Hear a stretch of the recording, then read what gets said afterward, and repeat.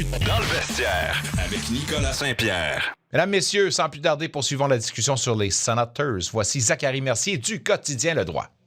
Midget 3A et la GMQ, un journaliste sportif qui a franchi toutes les étapes avant de se rendre à la Ligue nationale. À la couverture quotidienne des Sens pour le journal Le Droit, ses analyses atteignent toujours la cible. Attention, ça va brasser. Avec Zachary Mercier. Je ne sais pas comment tu interprètes ce renvoi à Belleville pour Levi Meriläinen après seulement un match, Zachary. Pour mon point de vue personnel, je me dis qu'on aurait pu être plus patient. Puis c'est rarement vu qu'on a vu un deuxième gardien être envoyé si tôt. Alors pour moi, j'interprète ça aussi comme un jeu de panique. Mais comment tu vois la chose pour Meriläinen et Sogaard qui a été rappelé là? Un peu de la même chose pour moi. Écoute, on aurait dû peut-être être un peu plus patient. Je sais que présentement, la patience chez les Sénateurs, on en a peut-être un peu moins, surtout avec une blessure de Brady Tkachuk. On se doit de remporter des matchs. Puis écoute, c'est peut-être pas le début de saison escompté jusqu'à maintenant, mais pour moi, écoute, une contre-performance n'équivaut pas à une saison. Est-ce qu'on voulait vraiment lui donner confiance? Est-ce que ça va vraiment lui donner confiance de la voyer en bas? Puis comme tu l'as mentionné, ça n'a pas trop bien été à son premier départ, accordé 5 buts. Donc, est-ce que ça va vraiment l'aider? Est-ce qu'on joue un peu avec sa confiance? Puis est-ce qu'on joue avec celle de Matt Sogaard aussi? Est-ce qu'on fait un 2 pour 1 ou est-ce qu'on va peut-être mêler les cartes des deux côtés? Là? Parce que si on le rappelle dans la Ligue nationale de hockey, on lui donne le filet, ça va encore très mal. L'an dernier, je me souviens encore du match de Thanksgiving. Écoute, contre les Kings de Los Angeles, c'était pas chic là, devant le filet pour Matt Sogaard. Évidemment qu'il continue de progresser. C'est encore un jeune gardien qui est déjà rendu pratiquement dans la mi-vingtaine, mais ça demeure un autre projet, un très grand et gros projet. Mais est-ce qu'il est rendu à calibre de la Ligue nationale comme deuxième gardien de but? Je ne le sais pas, mais quand même. Écoute, j'ai bien hâte de voir un peu de quelle façon on va gérer ce dossier-là, mais pour moi, c'est pas nécessairement une bonne gestion personnelle d'un côté comme de l'autre. Là, je pense qu'on s'échange un problème. Puis c'est un problème qu'on avait identifié depuis le début de la saison, comme quoi, si justement il arrivait quelque chose à un Hallmark comme Meriläinen, on était très mince. Là. On n'a pas vraiment d'autres plans C. Là. On n'a pas d'autres plans outre ces deux gars-là. Oui, un Sogaard peut ramener ici et là. Est-ce qu'il est vraiment prêt? Bref, c'est encore beaucoup de points d'interrogation. On n'a pas vraiment de police d'assurance. Là. Donc, une question qu'on pose justement sur la page Facebook dans le vestiaire, est-ce que ce sont les sénateurs qui doivent être actifs pour aller chercher du renfort au niveau du gardien numéro 2? Vois-tu Steve Staios ou demanderais-tu à Steve Staios d'être actif à ce niveau-là? Peut-être pas aussi rapidement. Je pense qu'on doit encore donner la chance aux coureurs. Je pense que Meriläinen a encore l'occasion de se reprendre. Matt Sogaard peut encore prouver différentes choses. Je pense qu'il faut donner la chance à l'interne avant justement d'aller à l'externe parce que surtout aussi, question de contrat, évidemment, on doit manager un peu tout ça. Là. Si on va chercher un gardien avec un contrat à un volet, mais par la suite, ça complique un peu les choses au niveau de l'effectif de 23 joueurs. Déjà qu'on voit différents attaquants comme l'Excel, des Kaliev ici, là, on monte, on descend dans la Ligue américaine. Comme j'ai dit, ce serait peut-être de précipiter un peu les choses, surtout au niveau contractuel. Mais pour moi, on doit garder un œil attentif à cette situation-là. Mais c'est sûr que présentement, les autres équipes, ils vont l'attendre, Steve Staios, là, avec une brique fanale pour dire si tu as besoin d'un autre gardien, on va te le faire payer le prix. Donc, je pense que pour l'instant, on se doit d'être calme. Puis je pense que c'est pas le genre de Steve Staios de paniquer non plus. Peut-être outre ce geste-là, là, à voir si c'était la décision de qui. Mais pour moi, je pense qu'on doit quand même être patient pour encore quelques temps.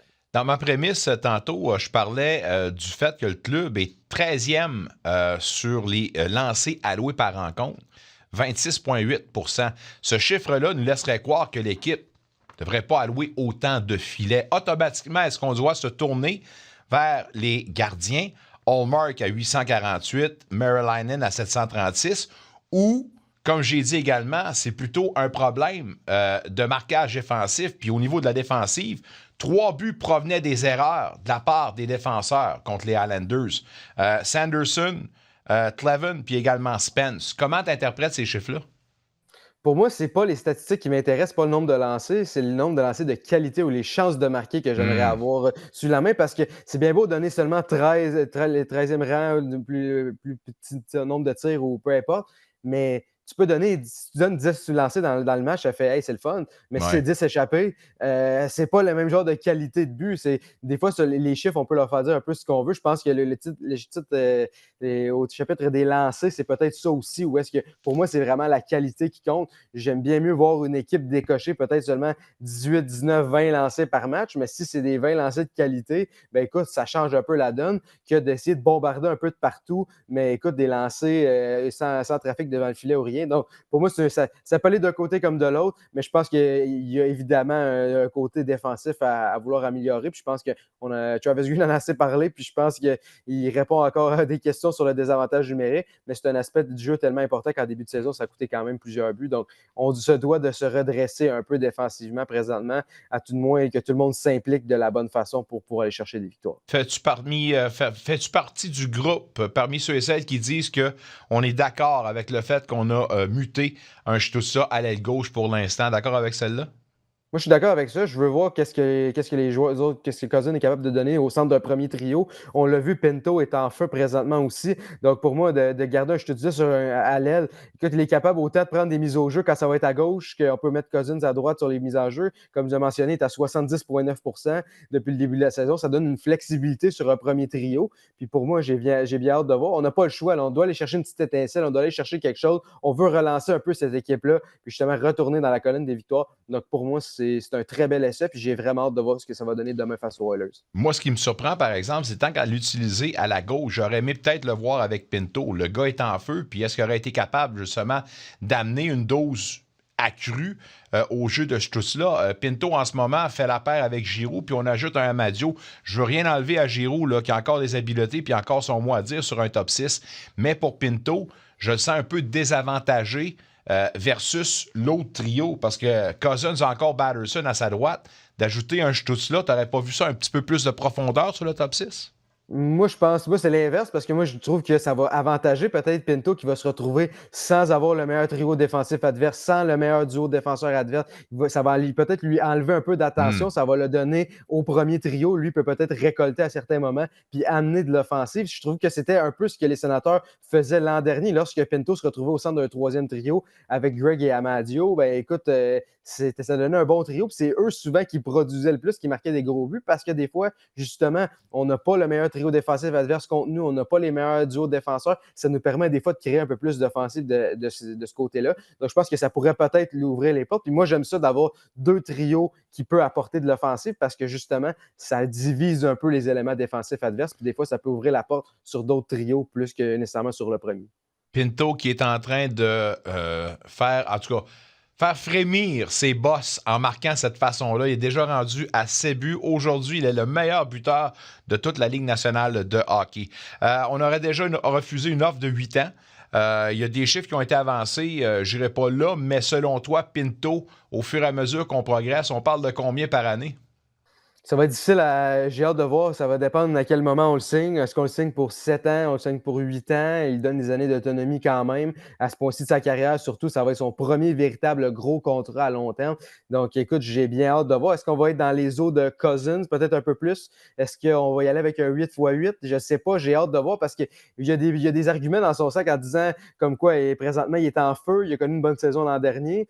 Mais est-ce qu'il justifie son 8 millions? Donc, j'ai vraiment hâte de voir de quelle façon qu'on va gérer ça parce que autant que les Sénateurs, puis je pense que lui aussi, il devrait avoir une volonté, à tout le moins, d'avoir un contrat à long terme du côté des Sénateurs avec Ottawa présentement. Mais j'ai bien hâte de voir de quelle façon on va faire parce que lui, présentement, c'est pas son avantage de signer à rabais, là, surtout avec le type de saison qu'il connaît actuellement.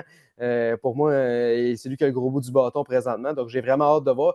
Mais est-ce qu'on va y aller dans l'un du 7, du 8 millions peut-être, je ne sais pas. Écoute, c'est avec le plafond qui monte, ça change toute la donne. Les gros contrats qui se sont donnés dans les dernières semaines, est-ce que je serais très surpris qu'ils décident de signer pour un 7 ou 8 ans à 5-6 millions. Là. Pour moi, ça va être probablement au-delà du 7 millions si jamais les Sénateurs veulent s'étendre à long terme parce qu'il va renoncer à plusieurs années d'autonomie directement dans sa fleur de l'âge. Ça, je suis d'accord avec toi. De toute façon, comme le disait Alex Adams dans sa chronique sur sportsnet.ca aujourd'hui, avec le plafond salarial qui augmente, le nouveau 6 millions, la moyenne pour des joueurs de cette trempe-là, c'est rendu un 8 millions minimum.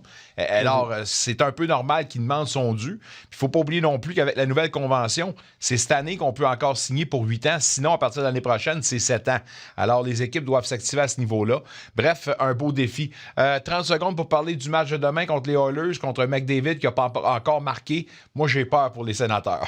Je ne sais pas comment tu vois les choses. C'est comme un peu quand Ovechkin ne marque pas pendant quelques matchs. On se dit c'est sûr qu'il va débloquer. C'est un peu la même chose. Puis Connor McDavid, il peut passer en ce moment, il n'y a aucun but. Puis on se reparle la semaine prochaine, il est meilleur buteur dans la Ligue nationale de hockey. C'est un joueur spécial qui peut décider là, de marquer 10 buts dans ses 4 prochains matchs, puis il se retrouve au-delà de Shane Pinto, puis merci, bonsoir, il part avec le trophée Maurice Richard. Là. Donc, écoute, c'est assez spécial ce qu'il est capable de faire. Donc, j'ai bien hâte de voir de quelle façon on va le contrer. Ça va être tout un test pour le gardien de but devant le filet, puis assurément pour la défensive des Sénateurs d'Ottawa qui en auront assurément plein les bras avec l'offensive, surtout le jeu de puissance des Oilers d'Edmonton. Mais écoute, c'est un beau défi. Je pense que s'il y a un match que les Sénateurs peuvent rebondir ou à tout de moins repartir sur des bonnes bases puis envoyer un message à la Ligue comme quoi on est là, on n'a peut-être pas connu le début de saison comme on le voulait, mais on est là, on est toujours présent et on est capable de rivaliser avec tout le monde. Je pense qu'il n'y a pas un meilleur match que ça que face aux Oilers d'Edmonton.